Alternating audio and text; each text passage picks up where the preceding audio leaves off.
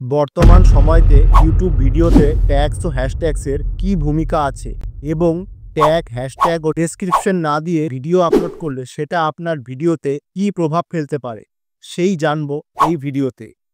Video শুরু করার আগে বলে রাখি, ভিডিওটা ভালো লাগলে ভিডিওটাকে একটা লাইক করবেন ও চ্যানেলটাকে পারলে সাবস্ক্রাইব করবেন। এবার আসবো ভিডিওতে। তো আপনারা ইউটিউবে অনেক ভিডিও দেখেছেন যেখানে বলা হচ্ছে যে ভিডিওতে ভালো ট্যাগ বা হ্যাশট্যাগ দিলে অথবা ট্যাগ দিয়ে সেই ট্যাগকে কপি করে কমা দিয়ে দিয়ে ডেসক্রিপশনে দিলে আপনার ভিডিও ভাইরাল হবে, বা অনেকে বলছে যে ট্যাগ ও ডেসক্রিপশনে বড় বড় ইউটিউবারদের নাম দিলে সেই সব বড় ইউটিউবারদের ভিডিওর নিচে আপনার ভিডিও সাজেস্ট হবে এবং এতে আপনার ভিডিওতে বেশি ভিউজ আসবে ও সেই ভিডিওটার ভাইরাল হওয়ার সম্ভাবনাও বেশি থাকবে। কিন্তু এখন বর্তমানে এ কথাগুলো ঠিক নয়। 2025 সালের আগে এই সব ধরনের কথা ইউটিউবে ভিডিও ভাইরাল করার জন্য কাজ করত, কিন্তু বর্তমান সময়তে ইউটিউব অ্যালগোরিদম সম্পূর্ণ চেঞ্জ হয়ে গেছে, যার ফলে বর্তমান সময়তে ভিডিওতে ট্যাগস না থাকলেও সেই ভিডিও ভাইরাল হয়। এর প্রমাণ হিসাবে আপনারা এখন অনেক ভাইরাল ভিডিওর ডেসক্রিপশানে দেখবেন যে সেই ভিডিওতে কোনো ট্যাগ ইউজ করা হয়নি এবং সেই ভিডিওর ডেসক্রিপশানও ফাঁকা। ইউটিউব নিজেও বলেছে যে ভিডিওতে ট্যাগসের ভূমিকা খুবই সামান্য, কিন্তু একটা ভালো ডেসক্রিপশন ও ভালো হ্যাশট্যাগ এখনও ভিডিওতে ভিউজ আনার জন্য অনেকটাই কাজ করে।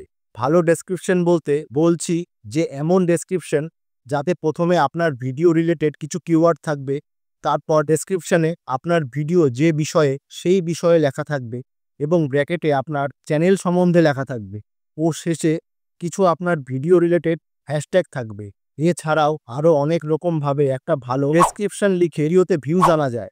ডেসক্রিপশনে ভালো করে ভিডিওর মধ্যে যা আছে তাকে এক্সপ্লেন করলে ও ঠিকঠাক ভিডিও রিলেটেড হ্যাশট্যাগ দিলে ইউটিউবের পক্ষে আপনার ভিডিওর জন্য সঠিক অডিয়েন্স খোঁজা সহজ হবে, যেটা আপনার জন্য ভালো। এতে আপনার ভিডিও ঠিক অডিয়েন্সের কাছে যাবে ও ভিডিওর ক্লিক থ্রু রেটও বাড়বে, সে কারণে ভিডিওতে ভিউজও আসবে। ডেসক্রিপশন দেখার পর আপনার ইচ্ছে হলে ট্যাগ সেকশনে 4-5টা ট্যাগ ইউজ করবেন, আবার নাও করতে পারেন। আমি আবারও বলছি যে ট্যাগ ইউজ করাটা সেরকম ইম্পর্টেন্ট বিষয় নয়, সুতরাং এটা নিয়ে বেশি মাথা না ঘামালেও চলবে। এছাড়া একটা ভিডিও ভাইরাল করার জন্য সবচেয়ে জরুরি হচ্ছে সবার প্রথমে একটা ভালো থাম্বনেইল, যেটা দেখে লোকে আপনার ভিডিওতে ক্লিক করবে। থাম্বনেইলের সঙ্গে মিলিয়ে আপনাকে একটা টাইটেল লিখতে হবে, যেটা পড়ে অডিয়েন্সের মনে একটা কৌতূহল তৈরি হয় ও সেই কৌতূহলবশত অডিয়েন্সরা আপনার ভিডিওতে ক্লিক করবে এবং যার ফলে আপনার ভিডিওর সিটিআর বেশি আসবে, এতে ভিডিওর ভিউজও বাড়বে। এরপর আপনার দরকার একটা ভালো ভিডিও, যেটার জন্য আপনাকে একটা এমন বিষয়ে ভিডিও বানাতে হবে যেগুলো সাবজেক্টের ভিডিওর ডিমান্ড বেশি ও যে বিষয়টা লোকে সার্চ করে করে দেখছে, অথবা একটা ট্রেন্ডিং টপিক। এরকম একটা ভিডিও যদি আপনি ভালো অডিও ও পিকচার কোয়ালিটিতে একটা ইউনিক ওয়েতে ভালোভাবে প্রেজেন্ট করতে পারেন, যাতে লোকে থাম্বনেইল দেখে আপনার ভিডিওতে ক্লিক করার পর আপনার ভিডিওটা সম্পূর্ণ দেখে ও দেখে শেষে লাইক, শেয়ার, কমেন্ট ও সাবস্ক্রাইব করে। অডিয়েন্সদের দিয়ে এগুলো করাতে পারলে আপনার সেই ভিডিওর অডিয়েন্স রিটেনশন বেশি আসবে ও ইউটিউবের কাছে আপনার ভিডিওর একটা ভালো ইমপ্রেশন যাবে, আর এতে আপনার সেই ভিডিওকে ইউটিউব আরও বেশি রেকমেন্ডেড করবে, যার ফলে আলটিমেটলি আপনার ভিডিও ও চ্যানেল গ্রো করবে। অডিয়েন্সরা যদি আপনার ভিডিওকে আপনার সেম নিশের অন্য ক্রিয়েটারদের সেম টাইপের ভিডিওর চেয়ে বেশি পছন্দ করে ও এর ফলে যদি আপনার ভিডিওতে ভিউজ বেশি আসে, তাহলে আপনার চ্যানেল ও ভিডিও দুটোই খুব সহজে গ্রো করবে।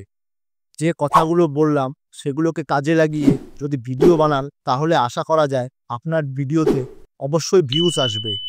আজকের এই ভিডিওটা এ পর্যন্তই। ভিডিও সম্বন্ধে কোনো কথা বা অন্য কোনো কোয়েশ্চেন থাকলে তা কমেন্টে আমাকে বলতে পারেন।